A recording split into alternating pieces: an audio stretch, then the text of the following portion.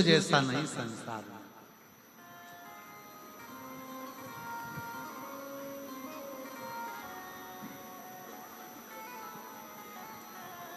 ये कथा शिव महापुराण की जो तारा बाबा की कुटिया की जो कथा है, ये कथा केवल कथा नहीं है, केवल कथा नहीं।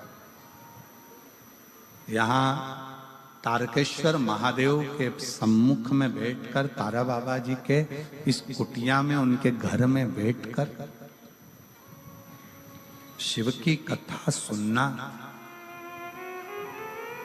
सारे तीर्थ एक ही जगह पर, सारे तीर्थ। स्वयं मां शबरी अम्बा के सम्मुख में मेरे राघव जी, मेरे राम जी कहते हैं, प्रथम भगति संतन कर संगा और दूसरी रति मम कथा प्रसंगा।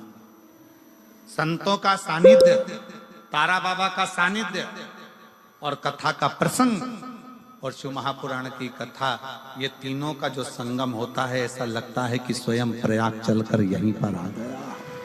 स्वयं मैं कहूंगा सिरसा वासियों से, सिरसा के आसपास में रहने वालों से, दिल से सुनो और दिल से प्रार्थना करो।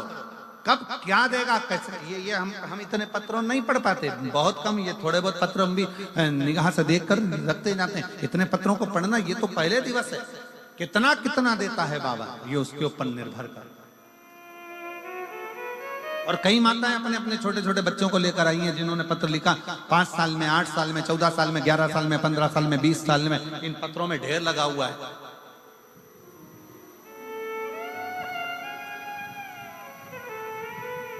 आने वाले समय में सरकार हमारे पीछे पड़ जाएगी। हम तो जनसंख्या निरंतरण कर रोकने की कोशिश कर रहे हो, तुम बढ़ाने की कोशिश कर रहे हो।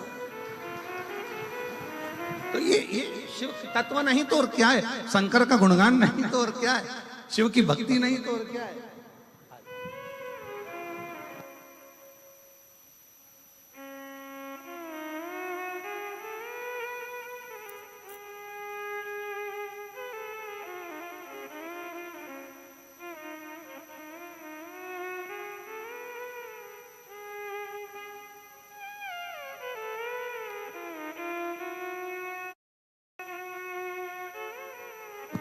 हम तो बाबा के भरोसे चलते हैं, हम तो बाबा के भरोसे चलते हैं। ये दुनिया वाले जलते हैं, ये दुनिया वाले जलते हैं, डमरू वाले के भरोसे चलते हैं, तारा बाबा के भरोसे चलते हैं। उसके समर्पित होकर, विश्वास रखकर, विश्वास।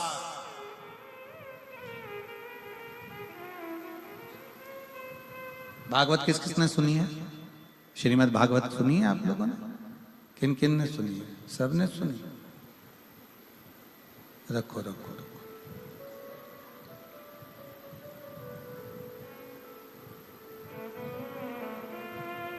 भागवत में एक प्रसंग आता है,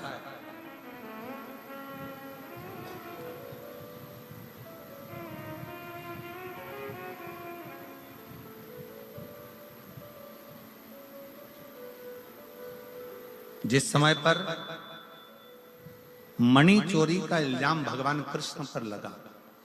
बहुत भागवत हुई है यहाँ तो, तारा बाबा की कुटिया में तो भागवत बहुत हुई है, और आप लोगों ने सुना भी होगा, सुना होगा प्रसंग।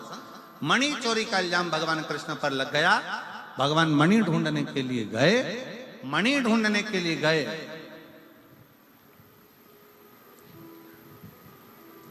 तो एक भालू का पुत्र, जामवंत का पुत्र उस मणि से खेल रहा था। सुना है ना प्रसंग? जम के तो बोलो। आजकल सिरसा वालों ने बोलना बंद कर दिया है क्या?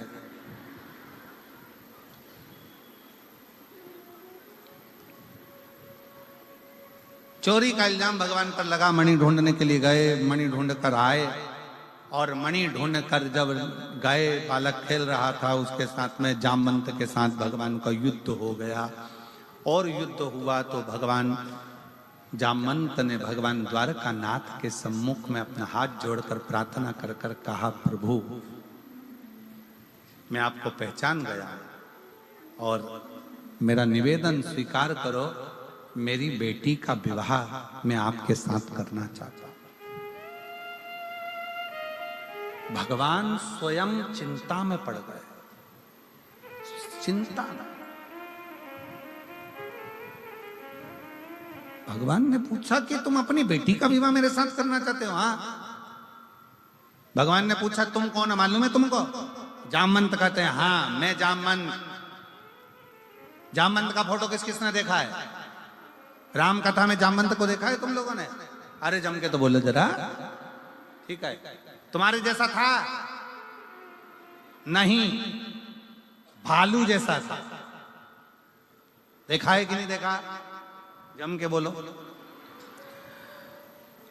बकरा बकरी का छोरा छोरी बकरा बकरी जैसी होता है, बंदर का छोरा छोरी बंदर जैसा ही होता है। बोलो, बोलते जाओ जरा, हाँ है कि नहीं? ऊंट का छोरा छोरी ऊंटना ऊंटनी जैसा ही होता है। बोलो सही है कि गलत है? भेड़ का छोरा छोरी भेड़ जैसा ही होता है।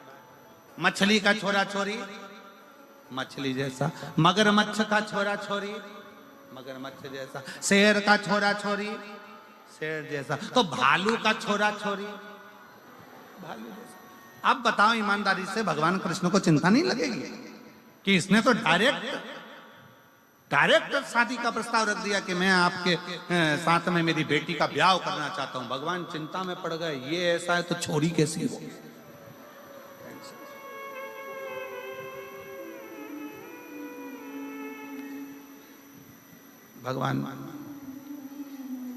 भगवान बोले मैं 24 घंटे दो, पहले मैं सोचूंगा फिर ब्याह करूंगा। बस तो फिर मैं डायमंड भी नहीं दूंगा, वो जो हीरा था वो रख लो। ठीक है। भगवान बैठे शांत चुप नमन। भगवान ने कहा ठीक है मैं विवाह करने को तैयार हूं, पहले लड़की देखूंगा। ठीक है चलो। अब जो जामवंती को देखने के लिए भगवान गए, अब भालू की छोरी थी, कोई अपने जैसी तो होगी नहीं। बड़े बड़े चेहरे पर बाल, लंबा मुंह, हाथ पैर पे बाल, नख बड़े, भयंकर सा स्वरूप। भगवान ने मन में सोचा ये मेरे लिए थी, मेरे।